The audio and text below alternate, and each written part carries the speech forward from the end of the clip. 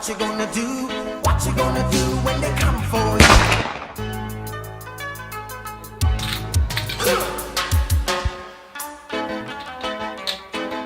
Bad boys, what you want? What you want? What you gonna do when Sheriff John Brown come for you?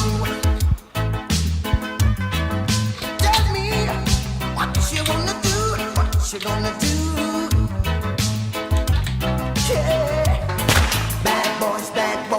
What you gonna do? What you gonna do when they come for you? Bad boys, what you gonna do? What you gonna do when they come for you? When you were 8 and you had bad traits, you go to school.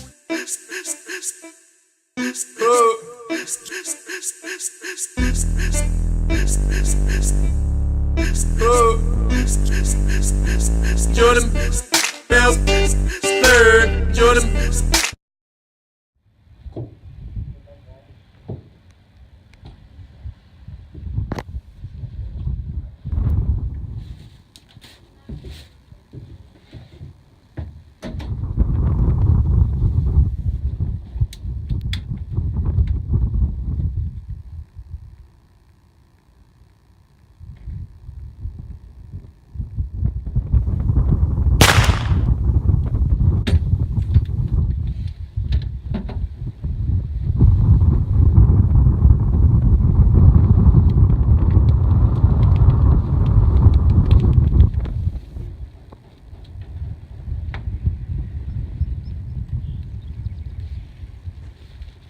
Detective Morales was right. He had found El Chapo's lair.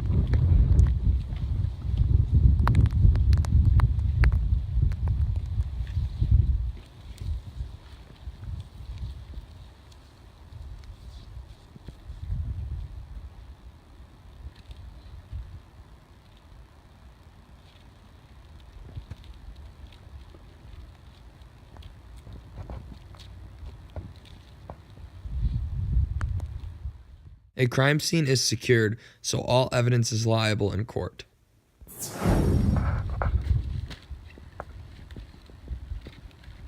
The scene is then searched for evidence. Evidence that is found is marked and photographed to conserve its original state.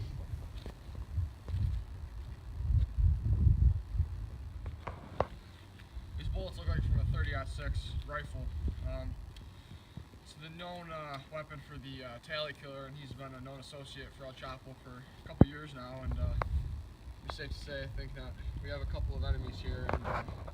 And so when we get these bullets back to the lab, what we'll do is we'll have our technicians use a comparison microscope to compare these bullets to known bullets of the tally killer's weapon. And if they match, we'll know we have our guy. The use of microscopes in forensic science are nearly limitless. This is mainly due to microscopes' ability to magnify small objects and evidence without destroying or altering them. This preserves evidence and allows it to be viewed much more efficiently. A ballistics expert can use a comparison microscope to compare two samples of bullets and then match a bullet to a known sample. Ballistics is very important in forensic science. Looks like we got maggot growth here, almost a maggot boil going on in the crotch area. We're going to have to get a sample of these maggots and call our entomologist up and measure their length to determine what cycle they're in and how far along they've been growing there. But it definitely looks like the body's been here for a little while. So get a hold of that entomologist, Colin. Alright, and by the looks of it, it looks like he's got some pretty major rigor mortis and liver mortis going on. You can see there's, down here around his ankles, there's a lot of pooling blood. You can see the discoloration. Yep. And based on that discoloration, I'm going to say he's been sitting in the same spot for quite some time. Yeah, because that blood's pooling up, it definitely looks like he's been in the same position since he was dumped here. Like I said, it's the liver mortis and the liver mortis. Definitely. Forensic entomology is the study of how insects interact with dead bodies. This can help law enforcement and lawyers in criminal investigations, and maggots are a big part of that. The presence of flies or maggots on a dead body can give researchers a sense of when a person or animal died and whether the body was moved from. The length of a maggot, when environmental conditions are considered, can help determine how long a body has been dead. Liver mortis is the settling of the blood in the lower portion of the body. This causes a purplish-red discoloration of the skin. When the heart stops functioning and is no longer agitating the blood, heavy red blood cells sink through the serum by action of gravity. Yeah, you can also see the blood coming down by the mouth here, and that's what would you say? I'm going to say that's from, he's got some pretty bad head trauma on the back side of his head here. It looks like a bullet wound.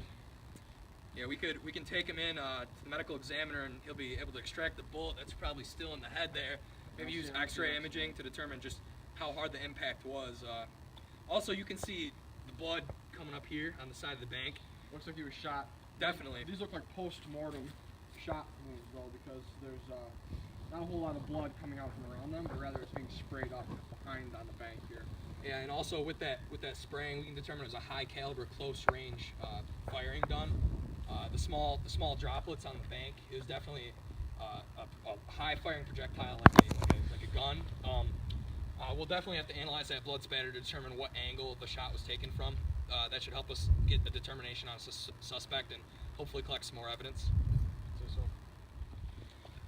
So Detective Skrobeck, will you come bag these bullets for us, and we'll fill out the chain of custody for him? According to Locard's exchange principles, something else was definitely left behind here. Maybe it's a fingerprint on the bullet or something. Yeah, I'd say if you get like a loop arch or a whorl, you could use a stereo microscope, and you could determine, find the points of minutia on it, and that could help you to identify the potential person who loaded that weapon. Yeah, if we match that fingerprint to a known source, maybe of El Chapo's or whoever may have done this, we could really. That's some solid evidence that could be very admissible in court. We're going to fill out that chain of custody form though. Alright, we're going to help us figure out where this guy was killed. So, right here on his chest, I can see some, looks like some pollen of some sort. And based on the genetic makeup of that pollen, we can determine where it came from. Yeah. And that can help us identify pinpoint locations of where this man was killed. And also, there's some misplaced dirt on these shoes that definitely look like it didn't come from this area. Yeah.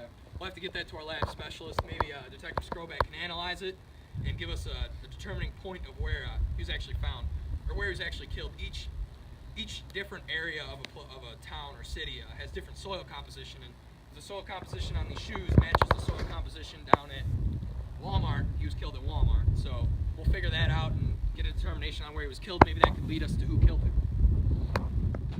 After analyzing the soil and pollen found on Detective Morales, a location of death was determined.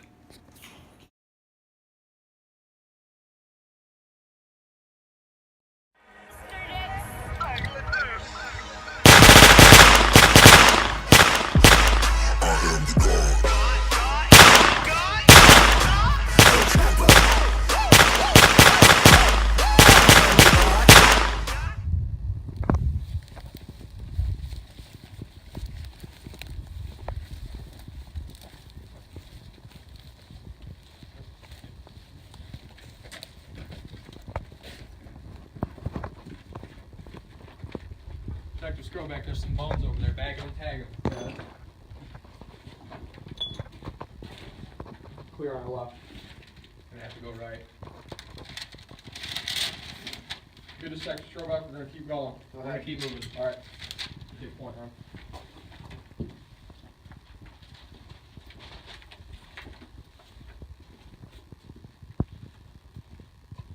Contact stairwell! Contact stairwell! Go, go, go, go! Go left, go right. Go, go!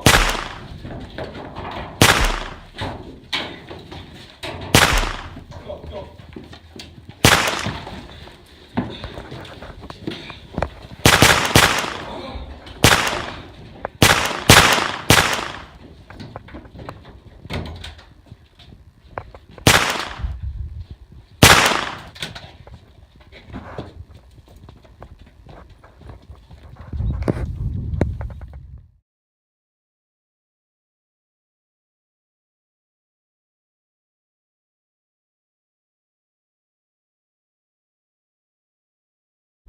When arson investigators first arrive on scene, they first take a picture of the address at which the fire occurred.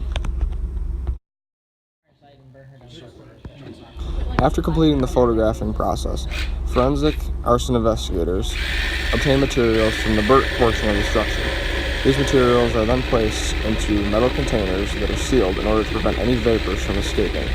These vapors can then be analyzed in a GCMS machine to determine whether or not any form of accelerant was used in the ignition of the structure.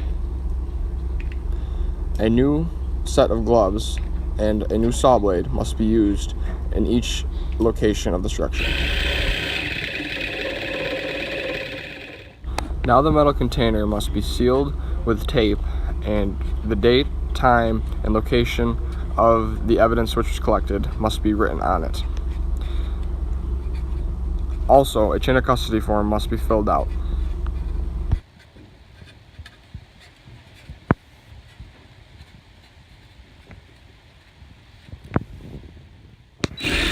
Samples from the structure must also be taken from areas which are unburnt to determine whether or not there are any differences between the burnt and unburnt portions of the structure.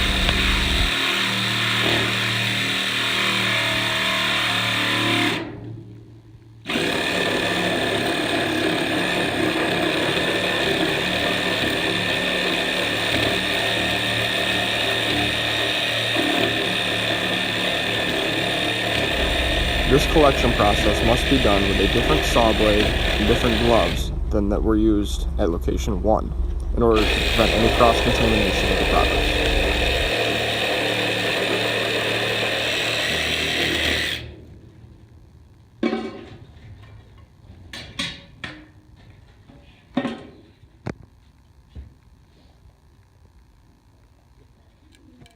Residue from an accelerant was found below the fire area. This accelerant is collected and put into a sealed container for analyzation. After investigation at the scene was completed, and investigation and analysis in the lab were completed, it was determined that this fire was set intentionally in order to destroy evidence.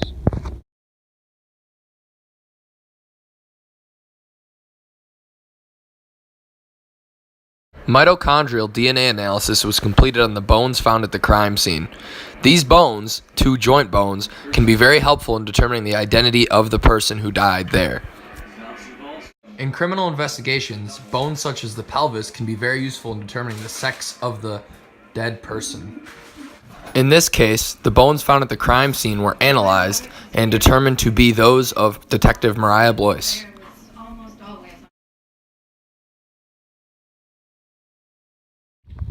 Sienna Hobey here with Officer Lott and Clark to talk about the admissibility of evidence in court. So what the judge will be basing the evidence on for this case is going to be a combination of the Daubert and Fry standards. The Daubert standard uses the judge as kind of the gatekeeper, and what he does is he determines whether or not evidence is scientifically accurate and whether it can be admissible in court. Lott, you have anything to add to that? No, not really. I just cat bad guys and make names, you know. I know what you're saying. You have any other questions, Miss Obey? No, I think that covers it. All right. Well, I think we're just about done here, but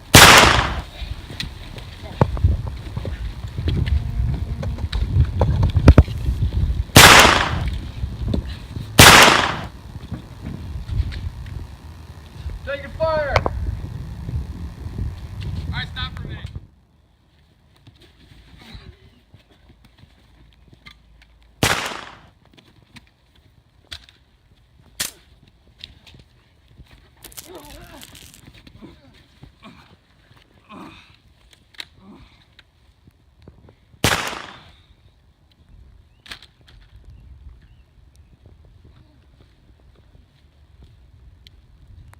One for the reporter, one for the cop. Oh, get on the gun. Don't even try to make a move for me.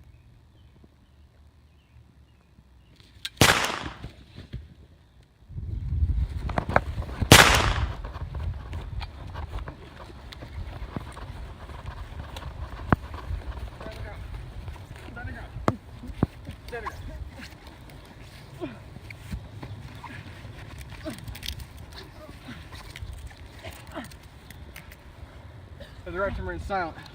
Anything you say can will be used against you in a court of law. You have the right to an attorney. If you can't afford an attorney, one will be forwarded for you. Do you have any questions about what I've just read to you? Get up.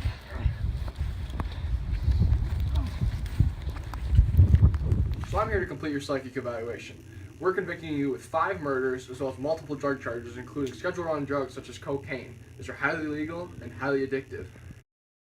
Drugs are separated into 5 different schedules. Schedule 1 has high potential for abuse and is not currently accepted for medical use in the United States. There's also a lack of accepted safety for the use of the drug under medical supervision. Schedule 2 drugs have high potential for abuse, currently accepted for medical use in the United States, and abuse may lead to severe psychological or physical dependence. Schedule 3 drugs have potential for abuse less than Schedule 1 and Schedule 2. They are currently accepted for medical use in the United States. Abuse may lead to moderate or low physical dependence or high psychological dependence. Schedule 4 drugs have lower potential for abuse less than Schedule 3 drugs, and they are currently accepted for medical use in the United States. Abuse may lead to limited physical or psychological dependence relative to Schedule 3 substances.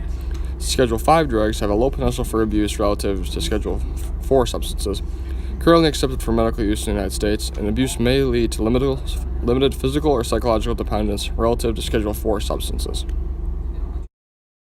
Now, we're convicting you with the murders of Officer Lott, Officer Blois, her father, her brother, as well as Officer Morales. And don't say you didn't kill Officer Blois, because we found bones at the crime scene where you burned up your lair, and it had, through the bone marrow extraction, we were able to prove that it was her DNA. So what do you got to say for yourself? I don't know what you're talking about. And based on our psychic evaluation, we knew you would be wearing those shoes, blue jeans, and a Portville football sweatshirt. Yeah, okay. It's not pseudoscience, man. Pseudoscience is any science that is not based off of facts and hard evidence.